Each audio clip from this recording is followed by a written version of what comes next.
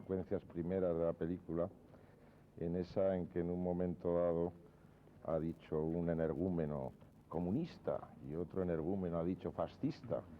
Realmente eso pone de manifiesto el drama de todos los pioneros de todos los tiempos, 42 años después y 500 años antes. Es una cosa curiosa que esto prevalezca, el que todos los que de alguna manera avanzan o de alguna forma son audaces o pretenden ir por delante, rápidamente son tachados desde un extremo y desde otro de lo mismo. Me ha extrañado, me ha llamado la atención, incluso me ha sobrecogido realmente la actualidad de esa especie de acusación doble desde los dos extremos. Y luego ha habido otra cosa que creo nos podía hacer entrar en materia, que ha sido una frase en un momento dado, cuando se ha dicho que el señor Kane, él mismo se ha autodefinido así, era un forjador de opinión pública. Entonces creo que por ahí podríamos entrar a intentar centrar, si es que estamos de acuerdo en ese propósito, lo que significan los medios de comunicación dentro del ámbito general informativo, que a mi juicio no es tanto como parece. Vamos a intentar, entiendo, definir o llegar a algunas conclusiones en este debate. A mí me gustaría qué es lo que significa cuantitativa y sobre todo cualitativamente los medios de comunicación en el ámbito de la información real. ¿Qué es eso del poder de la prensa? ¿Qué es eso del poder de los medios de comunicación? Y en realidad, ¿qué hay detrás y cuáles son las coordenadas del poder real? Porque a mí empiezo por mojarme diciendo que me parece que el poder de los medios de comunicación es más una apariencia de poder, paralizante para los medrosos, pero en absoluto influyente para los que de verdad están detrás de las bambalinas. Pues Otillo, si me le ha pedido la palabra ya. Sí, a mí me parece que Monzón acaba de marcar un camino interesante a seguir y me parece que yo tendría que ponerme muy de acuerdo en lo que ha dicho en esta línea. Precisamente estaba pensando sobre la película primero, que quizás una demostración del auténtico poder de quienes mueven los hilos del poder sea que se puedan realizar películas como esta que hemos visto, en la que permanentemente se nos quiere dar la impresión, por ejemplo, a los periodistas y a la opinión pública, de lo importante que es la prensa. Es una especie como de antídoto, es como una especie de adormidera, como diciendo, señores, fíjense ustedes cómo un hombre individual, como un ciudadano a base de su propio esfuerzo, puede convertirse en una persona que canaliza la opinión pública, que tiene poder, que se hace a sí mismo, y que, como diciéndonos, bueno, pues si algún otro tuviera esa capacidad por sí mismo, individualmente, fuera tan listo, tan inteligente, podría llegar a tener tanto poder. Todos tenemos el poder a nuestras manos. Eso a mí me parece que es engañoso, es peligroso.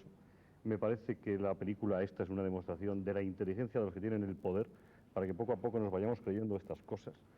Y desde luego coincido con Monzón que, bueno, la prensa no es el cuarto poder, a mi juicio no es el cuarto poder, ni el octavo, seguramente. No sé siquiera si es algún poder. Los poderes son otros, claramente, los que están detrás de todo esto. Y si no, un ejemplo. Incluso la película no puede evitar poner de manifiesto que este hombre que moviliza tanta opinión pública, que puede generar, parece, tanto poder en su entorno, no consigue, en definitiva, pues una victoria electoral, ni conseguir, por ejemplo, que se convierta en una estrella, en una diva, una persona que no tiene voz. Como tampoco se pueden ganar las elecciones teniendo los medios de comunicación. Pero a lo mejor entramos por ese camino. Bueno, ya es que se habla de la película y a mí me gustaría centrar el tema porque a mí la película, la metáfora de la película no me convence nada. Es decir, creo que es una película con excelente gramática y pésima literatura. O sea, con buena caligrafía y mala redacción. Es decir, algo así como una especie de un tebeo del guerrero antifaz contado por don Luis de Góngora, que supongo que sería un ejercicio altamente erudito e importante. Es que el motivo del debate es mucho más serio que el tema de los medios de comunicación. Aquí en la fase previa hemos aludido a una vieja frase que creo que se atribuye a Napoleón, en el sentido de que el que tiene la información tiene el poder. Este para mí es el núcleo central del debate y es la verdadera madre del cordero, para decirlo en un tono coloquial y directo. Pero tener la información no es el tener la capacidad de poder publicar un titular a 6 columnas. tener la información es la capacidad de decidir con antelación lo que será noticia 3, 4, 5, 6 días después, X semanas después o X años después. Y este para mí es el verdadero problema, es decir, del debate, es decir, el verdadero núcleo de la cuestión. Porque dentro de esta estructura piramidal del poder, lo que hace la prensa es de alguna manera controlar y ser un paliativo de los verdaderos instrumentos del poder. Pero desde luego ni lo sustituye, ni creo que en ningún momento la prensa tenga esa capacidad de modificar las estructuras reales de las decisiones. Los que tienen de verdad la información y el poder la tienen muchísimo antes que los periodistas y que la propia prensa. Ribó quería hablar, yo creo.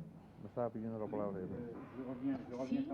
Sí. Vuelvo a la película. Creo que es una película muy fuerte, pero que no es muy significativa, porque el Citizen Kane, Ciudadano Kane, expresa una voluntad, una megalomanía, pero no está al servicio de una idea política muy definida. Y, en definitiva, pues termina con un fracaso. Por otra parte, pienso que hoy en día existe un personaje como Ciudadano Kane en algún lugar en la prensa alemana. Creo que existe. En cuanto al problema del poder... Habla usted, Ribó, de Spengler, naturalmente, porque aquí, para decirlo claramente... Claro, sí, claro, Spengler, claro. Creo que la información no es un cuarto poder, pero que debe estar al lado del poder, pues como un contrapoder, que ayude a controlar el poder, que ayude a que el poder se exprese, pero que también pueda criticar. En una sociedad pluralista tiene que ser independiente. Puede existir una prensa del poder, pero yo creo que la información y el poder no deben de confundirse, ni tampoco la oposición ni la información. Tiene que existir una información la más independiente posible y siempre el poder intentará controlar la información, intentará guiarla. Nunca llegaremos a impedir esto, pero sin embargo creo que es el papel de la información, el papel de los periodistas, de la gente que tiene estos medios de comunicación, el que intenten garantizar esta independencia para jugar su papel de enlace con el poder público.